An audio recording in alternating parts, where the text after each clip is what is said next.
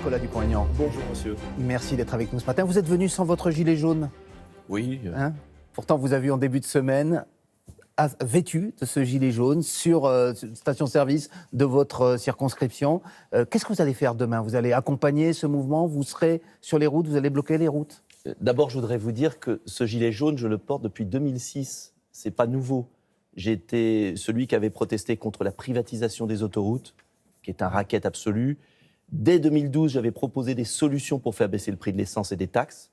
Donc, c'est pas nouveau. C'était une parenthèse. Vous voulez dire quoi? Ce mouvement, c'est vous qui l'avez initié? Non, pas du tout.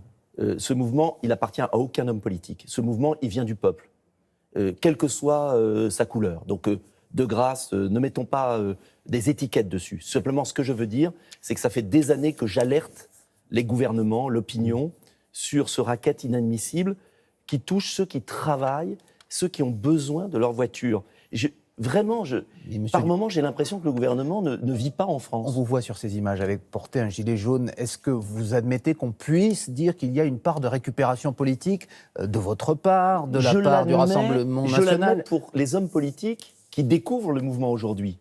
Monsieur Mélenchon, par exemple, qui, il y a quelques mois, son groupe proposait des hausses de taxes sur l'essence pour avoir plus de recettes, et qui maintenant vient... Mais me concernant, je ne l'accepte pas, parce que ça fait des années que je porte ce combat.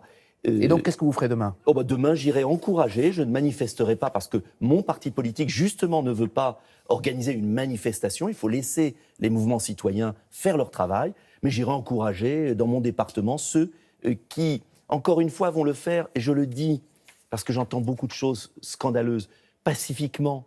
Vous savez, c'est pas par plaisir que les Français vont descendre dans la rue demain. C'est pas par plaisir que des mères de famille, que des artisans, que des gens qui ont besoin de leur voiture pour accompagner les enfants, pour les retraités aller à l'hôpital, pour les artisans bosser. C'est pas par plaisir qu'ils font ça. Précisément. Vous croyez qu'ils font ça par plaisir? Mais vous ne craignez pas des débordements? Très peu de manifestations ont été déclarées en préfecture, comme c'est l'usage, une centaine sur plus de 1500. Je demande. Est-ce que vous ne risquez pas des provocations demain? Je suis convaincu que ce sont des Français sages qui veulent manifester. Et j'aimerais que le gouvernement s'occupe des voyous.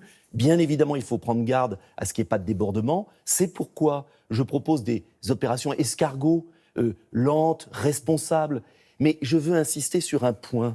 Si les Français ne se mobilisent pas demain, et je sais qu'ils se mobiliseront, eh bien, ils seront tondus. Il y a eu la CSG sur les retraites.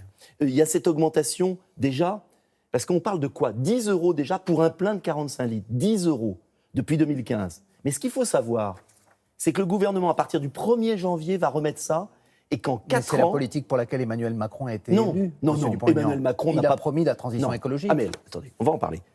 D'abord, reprenons. 10 € de plus à partir du 1er janvier.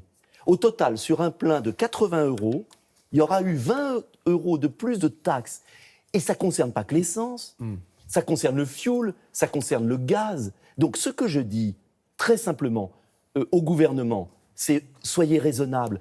N'ajoutez pas encore des taxes au 1er janvier. Arrêtez cette folie. Vous vous souvenez de ce que vous, Nicolas Dupont-Aignan, vous avez écrit dans un tweet, notamment quand Nicolas Hulot a démissionné. Je vous cite, « Il faut diminuer les gaz à effet de serre engendrés par nos véhicules. Il faut mener un vaste plan en faveur des voitures propres. » Lorsque vous voyez la prime de 4 000 € pour la conversion des véhicules, lorsque vous voyez le chèque énergie, mais vous devriez applaudir, monsieur Dupont-Aignan. Sur le chèque énergie, parlons-en. Le gouvernement a supprimé toutes les aides sociales à l'énergie. Ce qui a été décidé avant-hier par le Premier ministre. On va en parler. Juste là-dessus. Ce sont des mesurettes. Le gouvernement va prendre dans la poche des Français, là, à partir du 1er janvier, sur 4 ans, 12,5 milliards par an à la fin. 12,5 milliards. 3 milliards en 2019, 6 milliards en 2020, etc. 12,5 milliards. Vous savez combien coûtent les mesurettes bureaucratiques? 500 millions. Est-ce que vous connaissez un pays... Qu'est-ce qu'il faudrait faire alors? Est-ce que vous connaissez un pays qui subventionne pour une partie de la population, avec une usine à gaz bureaucratique, le paiement des taxes? Alors qu'est-ce que vous Est-ce que vous connaissez un pays où on augmente les taxes et après on donne une miette? On comprend ce que vous dénoncez. Qu'est-ce que vous suggéreriez? Je propose plusieurs choses. D'abord, je propose d'arrêter la hausse au 1er janvier, car les Français n'en peuvent plus. Je propose ensuite d'aligner le prix de l'essence et du diesel, mais par le bas.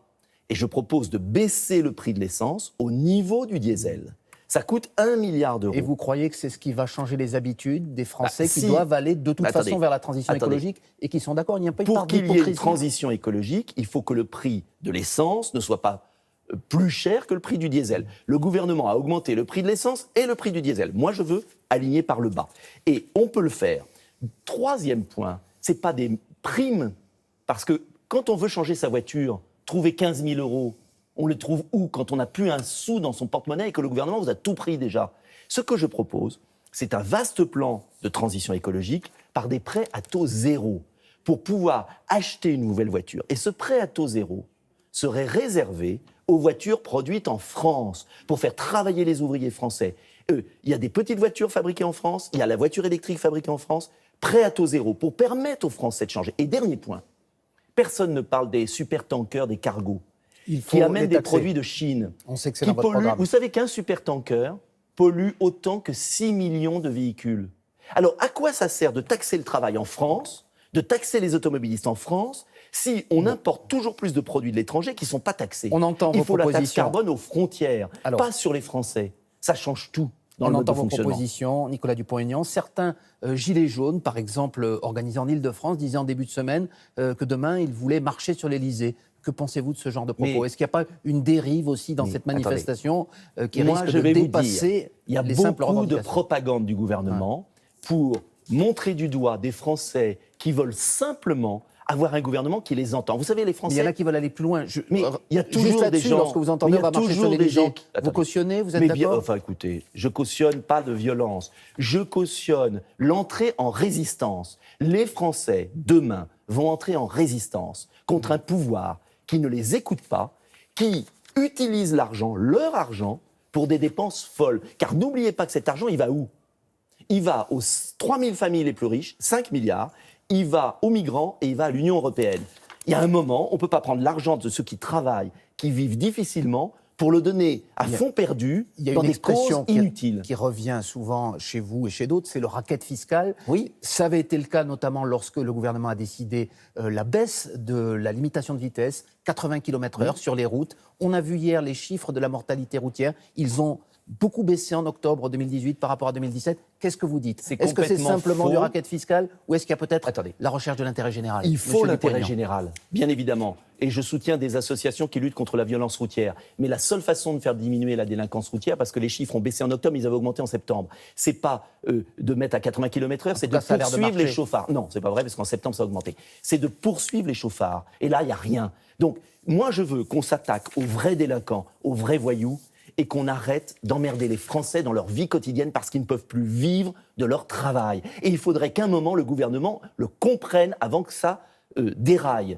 Je crois qu'on est vraiment à la veille d'un mouvement très profond et je ne comprends pas pourquoi le gouvernement n'entend pas. Eh bien, on vous a entendu ce matin, Merci. en tout cas.